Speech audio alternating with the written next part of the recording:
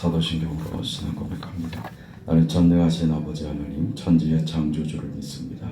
나는 그의 유일하신 아들 우리 주 예수 그리스도를 믿습니다. 그는 성령으로 잉태되어 동정녀 마리아에게서 나시고 본디오 빌라도에게 고난을 받아 십자가에 못 박혀 죽으시고 장사된 지 사흘 만에 죽은 자 가운데서 다시 살아나셨으며 하늘에 오르시어 전능하신 아버지 하나님 우편에 앉아 계시다가 거기로부터 살아있는 자와 죽은 자를 심판하러 오십니다. 나는 성령을 믿으며 거룩한 공교회와 성도의 교제와 죄를 용서받는 것과 몸의 부활과 영생을 믿습니다. 아멘. 280장 찬송합니다. 280장입니다.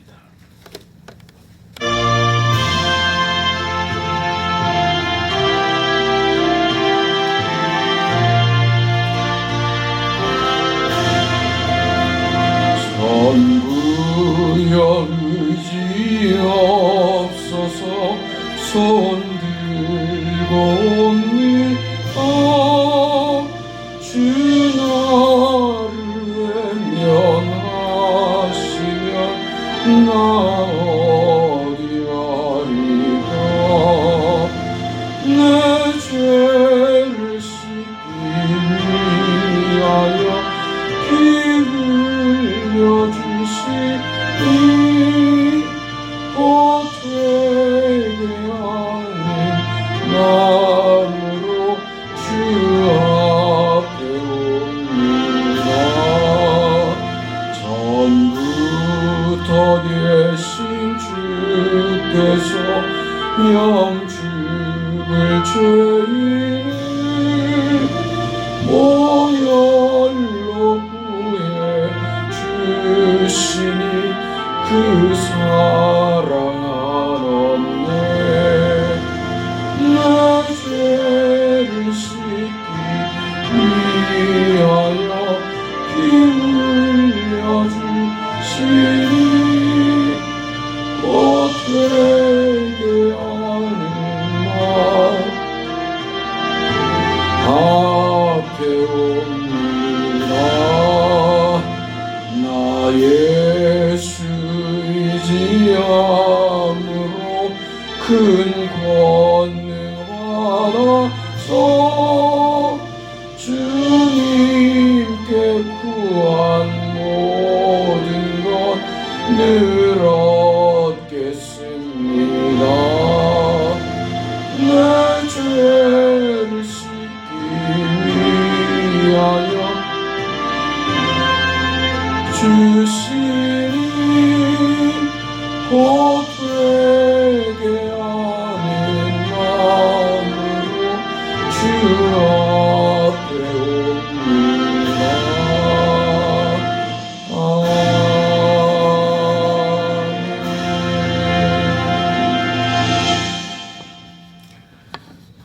하나님의 말씀 누가복음 22장 54절에서 62절까지.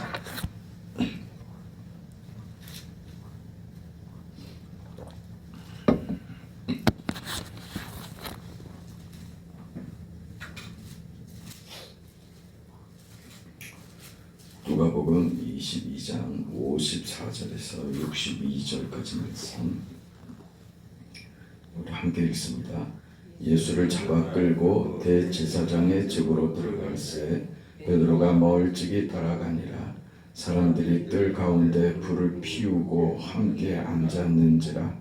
베드로도 그 가운데 앉았더니 한 여종이 베드로의 불빛을 향하여 앉은 것을 보고 주목하여 이르되 이 사람도 그와 함께 있었느니라 하니 베드로가 부인하여 이르되 이 여자여 내가 그를 알지 못하나 하더라. 조금 후에 다른 사람이 보고 이르되 너도 그 도당이라 하거늘 베드로가 이르되 이 사람아 나는 아니로다 하더라. 1시간쯤 있다가 또 한 사람이 장담하여 이르되 이는 갈릴리 사람이니 참으로 그와 함께 있었느니라. 베드로가 이르되 이 사람아 나는 네가 하는 말을 알지 못하노라고 아직 말하고 있을 때에 닭이 곧 울더라. 주께서 돌이켜 베드로를 보시니 베드로가 주의 말씀 곧 오늘 닭 울기 전에 네가 3번 나를 부인하리라 하심이 생각나서 밖에 나가서 심히 통곡하니라. 아멘.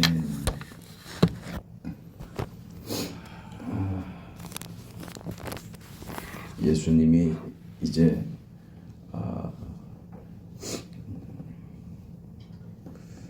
누구라도 그 확인할 수 있는 죽음의 길로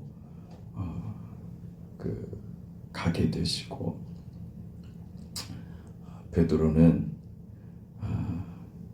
그 예수님의 그 잡혀가심 앞에 죽음으로 향하여 가는 그 앞에 무슨 대책이 없습니다. 그래도 자기가 뱉은 말이 있고 그래도 의리 있는 사람이었기에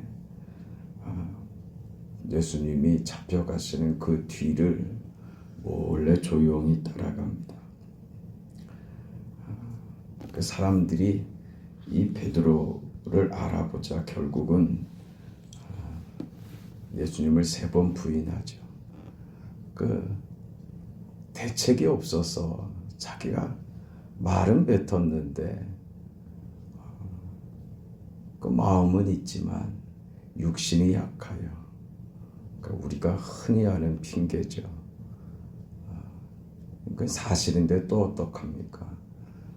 베드로의 진심은 그가 고백하는 데에 있긴 했었지만 그의 진심을 확인하고 그의 진심을 그가 표현하기에는 너무 두려웠습니다.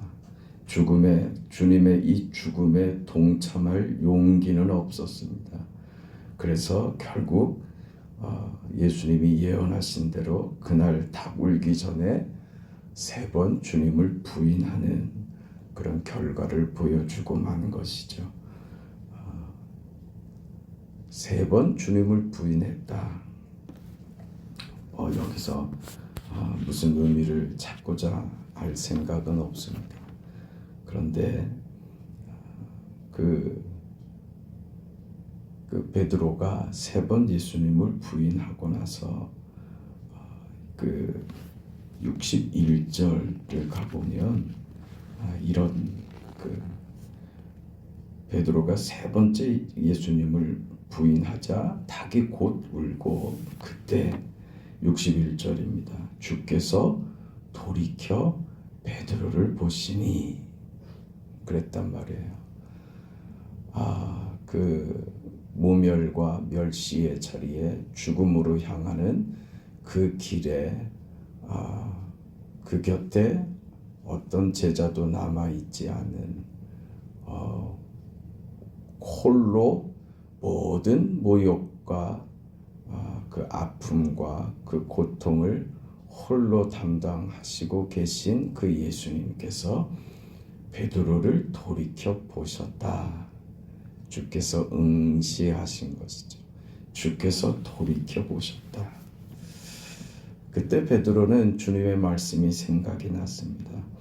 오늘 닭 울기 전에 네가 3번 나를 부인할 것이다.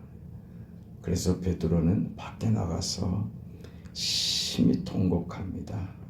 이게 본문의 내용입니다.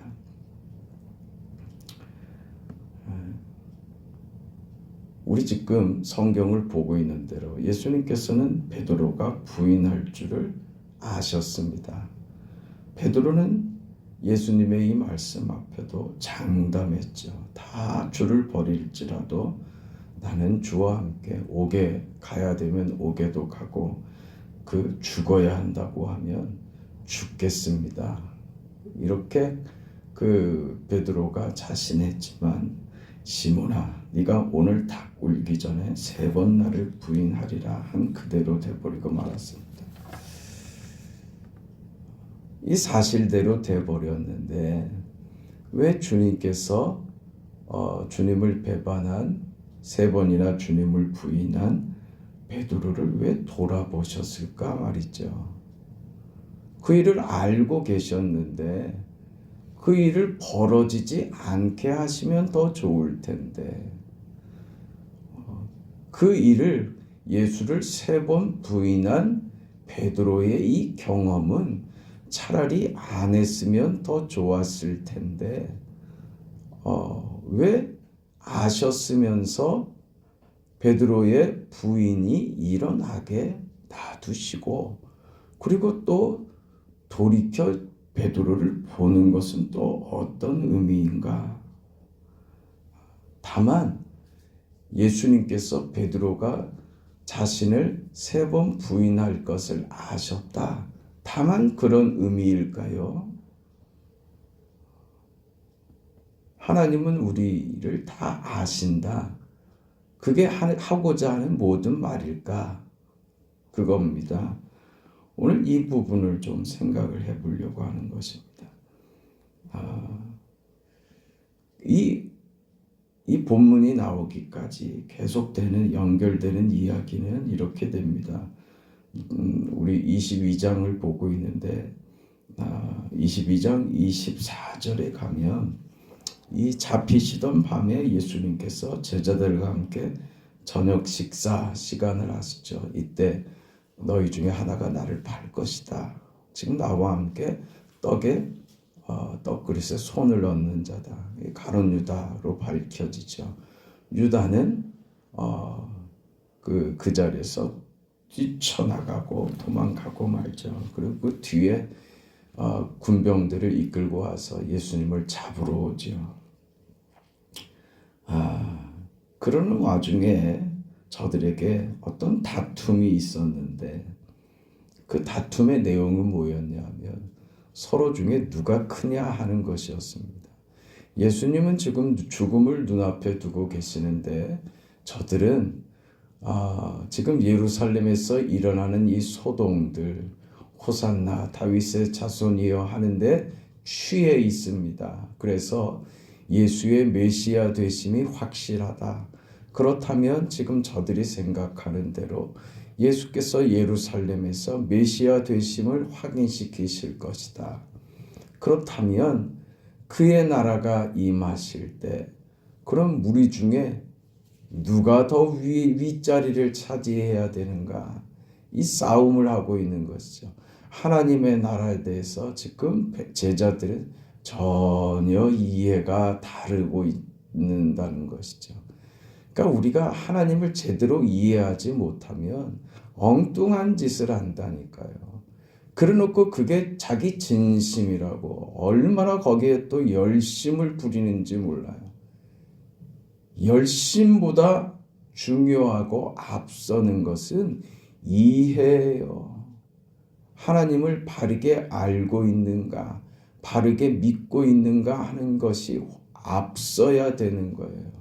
바른 이해가 없이 하나님에 대한 바른 이해가 없이 어떤 우리의 열심도 그게 잘못될 수도 있다는 것을 알아야 됩니다.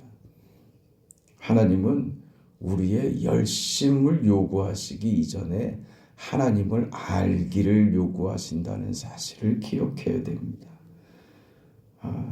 저들은 그 밤에 누가 더 큰가 하는 싸움을 하고 있습니다. 이때 예수님께서 저들의 대화를 듣다가 하나님 나라에서는 큰 자는 섬기는 자다 이런 말씀을 하시죠. 섬기는 자가 크다는 것이죠. 하나님 나라는 무슨 말이냐 하면 힘으로 움직이는 나라 아니다. 어떤 권력으로 어떤 위력으로 세워지는 나라가 아니다. 그런 그 세력과 그 힘으로 움직이는 이 세상과는 다른다. 다른 나라다. 하나님의 나라는 사랑으로 통치하며 하나님의 권위는 은혜로 나타나시며 그 안에서 사는 하나님의 자녀들은 서로 섬기는 자로서 서로에게 존재하며 그렇게 가꾸어지고 이루어지는 것이다. 그게 교회가 되는 것이죠. 그래서 교회 안에서는 우리가 어떤 지위나 어떤 세력으로 서 있으면 안 되는 것입니다. 근데 세상에서 못해 먹는 것을 교회에서 해 먹으려고 한다고 해요. 못된 인간들이지. 교회 와서는 그게 벼슬이 된단 말입니다. 내가 누군데 저거를 해. 그런 게 어딨어요. 섬겨야 된다니까요. 섬기는 자리에 있어야 하는 것입니다.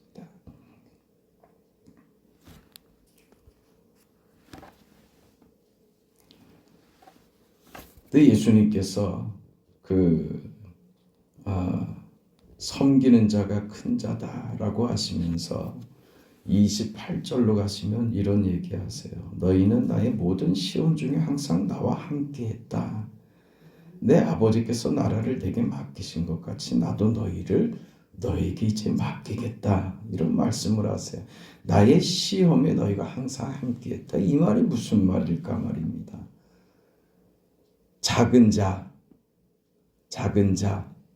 큰 자, 이거 뭡니까? 권력이죠. 네? 하나님 나라는 권력을 가진 자, 힘을 가진 자가 섬기는 자다. 섬기는 자가 큰 자다. 그러나 지금 이 세상은요, 그렇지 않은 거예요. 권력으로 다스리는 큰 자가 권력으로 다스리는 이 세상에서 오히려 섬기는 자로 하나님의 나라를 세워야 되는 우리가 이 큰 자들이 그 세력으로 다스리는 세상에서 받는 어려움들 말입니다. 고난들이요. 그것은 너희들이 나와 동참했다 그러는 것입니다. 이게 고난이죠. 이제 너희들이 내 안에서 봤으니 아버지의 나라가 내가 이렇게 이루어 간다고 하는 사실을 너희가 내 안에서 봤으니 이제 내가 너희에게 이 아버지의 나라 하나님의 나라를 너희에게 부탁한다. 이렇게 된 것이죠. 그러니까 하나님의 나라는 어떤 권력으로 힘으로 위력으로 세우는 거 아니다. 그렇게 얘기하신 것입니다. 그러면서 시몬에게 시몬아 보라 사탄이 너를 밀가부로 하려고 요구했다. 이렇게 되는 거예요. 왜요? 하나님 나라를 이루어 가려고 살아가는 오늘 우리는 작은 자가 되고 섬기는 자가 되는 이 원칙과 이 법칙으로 살아가야 되는데 어디에서요? 큰 자들이 권력으로 다스리는 세상 속에서 살아가야 되니 밀가부르듯이 우리를 흔들어 대는 거예요. 그러니 이게 시험이 되죠. 우리를 마구 흔들어 댄다고요. 그럼 우리는 속절없이 당하는 거예요. 지금 예수님께서 당하시는 것처럼 베드로가 지금 어쩔 줄을 모르고 정말 베드로의 진심이 이랬을까요? 아니죠. 우리는 알죠. 베드로의 진심은 먼저 주님께 고백했던 게 베드로의 진심인지 압니다. 그러나 지금 어떤 일을 겪고 있어요? 사탄이 밀가부르듯이 그를 막 뒤집어 놓고 있는 거예요. 거기서 정신을 못 차리고 있는 베드로를 우리가 보고 있는 거죠. 우리는 뭐 다르겠어요? 우리 똑같죠.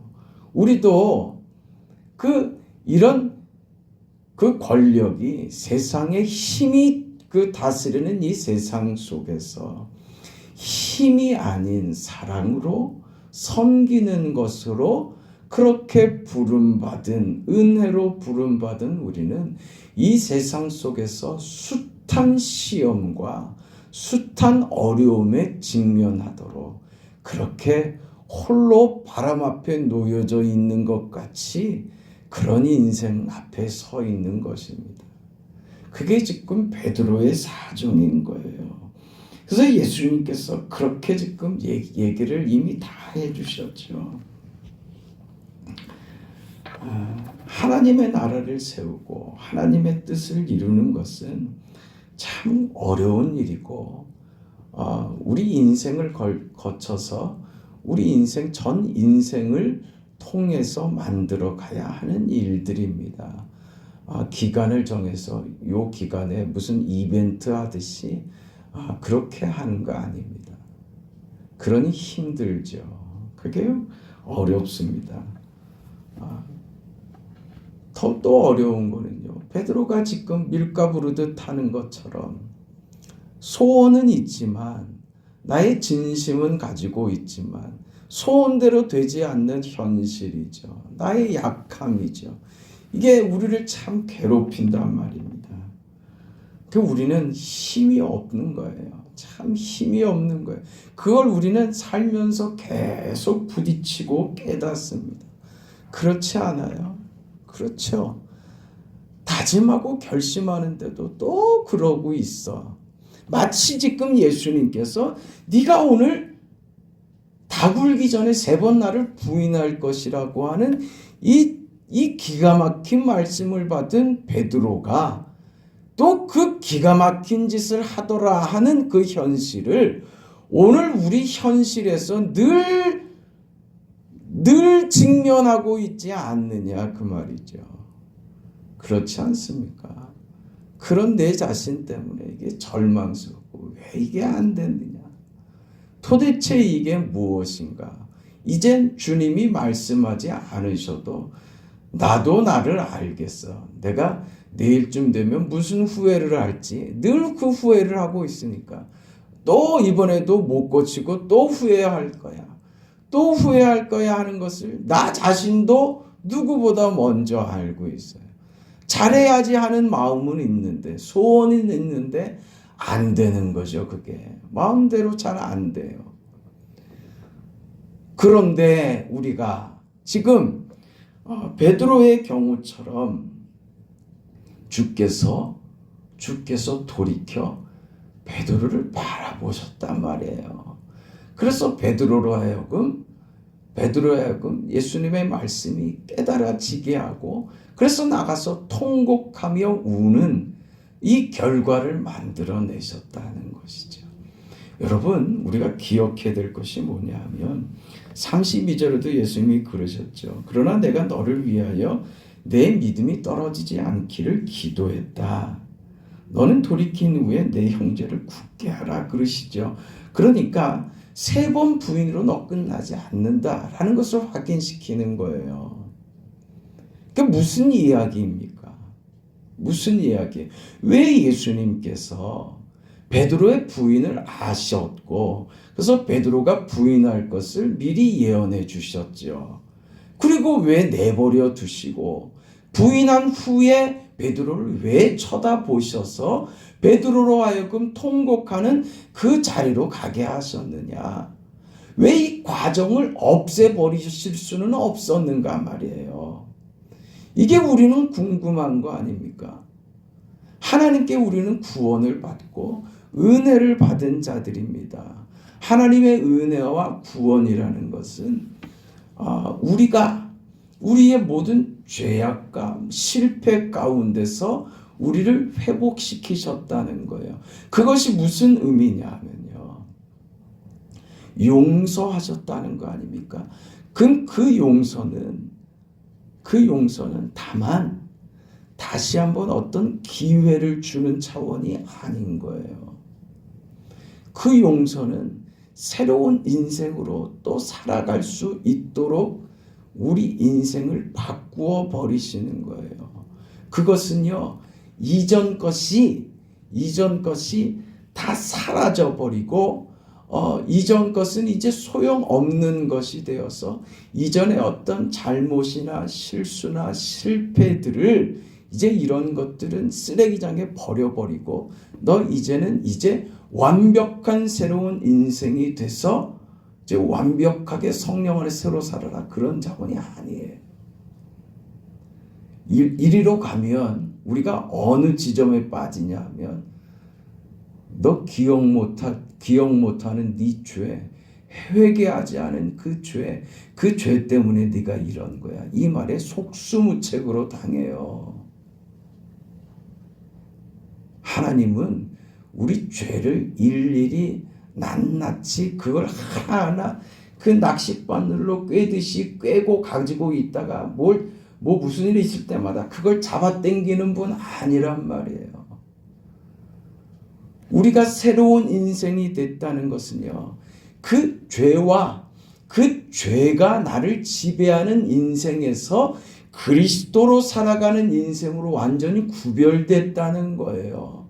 그러나 죄 지었던 나, 과거의 내가 낙인처럼 가지고 있는 죄인 중에 내가 괴수로다 하는 사도 바울의 고백이나 베드로가 지금 가지고 있는 다굴기 전에 3번이나 주님을 부인했었던 그 잊혀지지 않는 죄악의 경험들, 그 실패들은 여전히 가지고 있는 거예요. 그걸 여전히 가지고서 은혜가, 죄사함이, 구원이, 용서가 우리를 회복시켜 새로운 인생으로 살아가도록 만드는 것이라는 거예요. 이 이해를 분명히 가지고 있어야 돼요. 그렇지 않으면 거기 이런 꼬임에 자꾸 넘어간단 말이에요. 너 과거에 너 잘 생각해봐. 너 회개하지 않은 죄 있어. 뭐 어렸을 때 사탕 하나 훔쳐먹은 거 그거 회개 안 했다고. 그것 때문에 너 지옥 갈까? 이따위 소리들을 한단 말이에요. 하나님의 말씀이 공갈이 되면 안 돼요. 공포로 작용하면 안 돼요. 네? 하나님은 그런 하나님 아니십니다. 우리를 전혀 새로운 신분으로 바꾸어 버리셨다는 거죠. 그러나 신분이 바뀌었다고 해서 우리의 과거가 하나님이 흰눈처럼 희게 해주셨지만 과거의 경험과 실패와 잘못들이 그게 아예 없어지는 거 아니죠. 우리 기억 속에 남아있죠. 그럼 그게 뭐냐 이거예요. 그 용서가 기억으로 남아서 그 죄책감으로 남아지면 그게 무슨 용서가 되겠어요.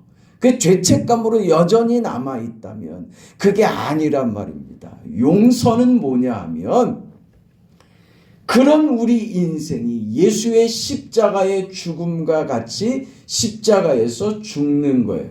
그러니까 우리가 어디로 가느냐 하면 내가 예수의 은혜로 나도 나의 십자가에 달려 죽는 자리로 나도 갈 수 있는 거예요.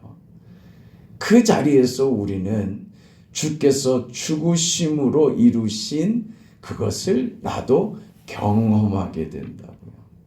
그 죄사함과 용서의 자리입니다. 그 자리에서 우리는 무엇으로 가느냐? 그게 부활인 거예요. 새로운 인생, 옛사람이 죽고 새 사람으로 사는 인생이 되는 거죠. 그게 부활의 자리입니다.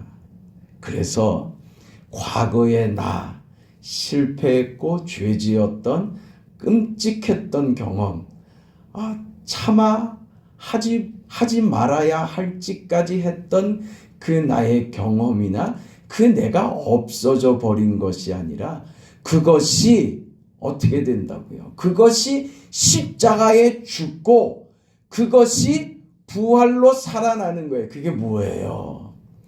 그게 우리에게 더 좋은 어떤 걸 만들어내는 부활로 가는 거예요. 이게 부활의 경험이고 이게 용서인 거예요.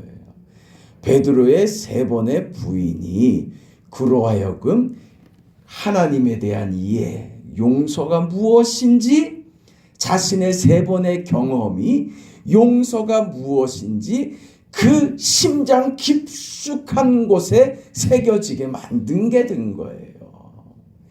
그러니까 이게 은혜라고 하는 거예요. 이게 받는 은혜, 이게 용서인 거예요. 우리가 내가 차마 저지를 수 없었던 그 나의 잘못까지도 용서하셨던 하나님. 그 속에서 우리는 그 죄 때문에 좌절하는 게 아니라 그 은혜가 나의 죄를, 나의 잘못을 삼켜서 부활의 영광으로 새로운 것으로 만들어 버리신 나의 잘못과 실수가 부활로 전혀 엉뚱한, 내가 상상하지도 못한 기가 막힌 선물로 좋은 것으로 내게 찾아오더라 하는 것을 경험하면서 은혜를 아는 거죠. 하나님을 아는 거죠. 그걸 지금 예수님께서 베드로에게 하고 있는 거예요. 주께서 베드로를 바라보셨다 이겁니다. 이게 바로 이 지점이라고요. 차라리 이게 없었으면, 이런 잘못을 안 했으면 더 좋았을 것을 우리는 그렇게 생각하지만 하나님은 그렇지 않다고. 그게 뭔지 아세요? 우리에게 허락하신 자유라고요. 그 자유가 어디까지 갔어요? 그 자유가 어디까지 갔어요? 하나님을 배반하고 저주하고 파는 자리까지 갔다고요. 그 자유에는 책임이 따른다는 것을 인생들은 결국 알았죠. 그 책임이 결국 무엇이었습니까? 죽음이죠. 자유의 책임이 죽음이라는 것을 사람들은, 인생들은 세상을 통해서 배웠습니다. 오늘 우리가 받은 은혜는 그 죽음의 자리에서 우리를 용서하시고 회복하여 다시 세우시는 은혜, 부활의 은혜, 구원의 은혜, 용서의 은혜를 지금 받고 있는 겁니다. 그게 바로 주께서 베드로를 쳐다보신 것입니다. 그렇다면 우리의 모자랐던 경험들, 잘못했던 것들까지도 어찌 보면 하나님이 허용하신 우리의 자유의 결과들이에요. 그것을 없애버리는 것으로가 아니라 하나님은 그걸 묶어서요. 그걸 묶어서 어디로 가져가요? 십자가로 가져가서 거기서 죽게 하고, 그리고 그것을 묶어서 부활로 영광으로 바꾸어 버리시겠다는 거예요. 우리의 수치마저도 십자가와 부활로 경험되어 우리의 수치가 전혀 다른 영광을 만들어 버리는, 이게 기적이 아니고 뭐냔 말이에요. 그러니까 나 같은 것이, 이 모자란 인생이, 이 쓸모없는 인생이 십자가를 경험하고 부활로 튀어나와서 기가 막힌 인생, 기적 같은 인생을 경험하도록 만드는 거예요. 이게 하나님이 우리에게 베푸시는 십자가의 은혜이며 부활의 경험인 거예요. 단순하지 않다니까요. 네? 쉽게 끝나는 문제 아니에요. 얼마나 깊은 의미와 하나님의 영광과 역사가 이루어지는지 우리가 알아야지 돼요. 그것을 지금 어디에서 이루고 계신다고요?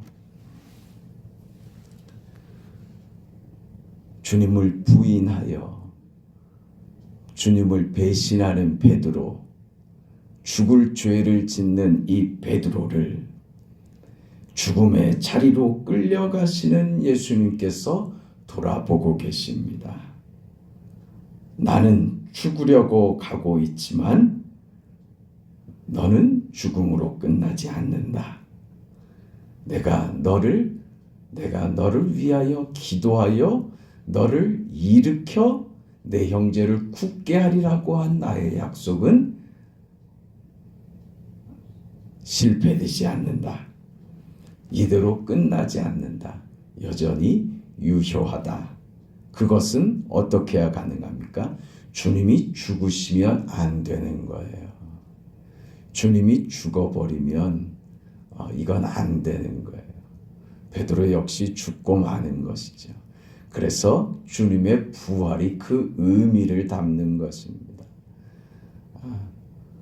우리의 모든 것들이 다 주님의 십자가에서 죽어지고 부활로 새로 나와 우리가 전혀 다른 어떤 인격과 전혀 다른 인생으로 새로운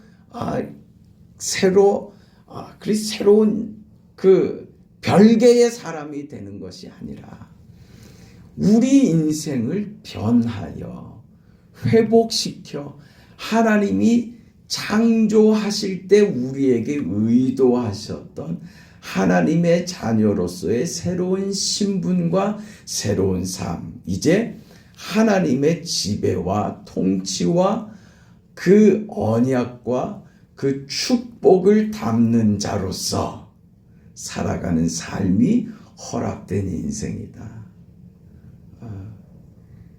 그걸 기억한다면 오늘 우리가 사는 삶의 현장에서, 인생에서, 현실에서 그 불쌍하게 있을 이유가 없습니다.